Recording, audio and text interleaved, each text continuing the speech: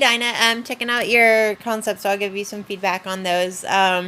With looking at these, like right off the bat, I like the idea of having the visuals of the rat to go with the company name. So looking at all these other ones, I think it would be a shame not to have this rat as your character. A lot of times you have to be careful if you have a character as your logo, because then it kind of becomes like the mascot or the face for the company.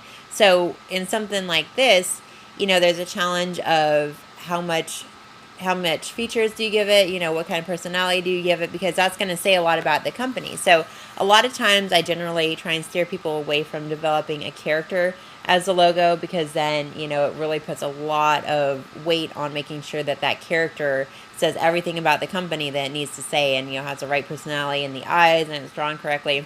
And usually there's a big challenge to that.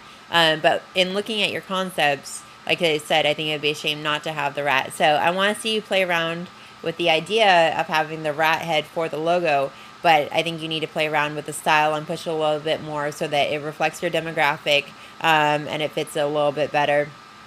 So these ones are okay, but you need to have the symbol element too, so that's why like this one wouldn't work.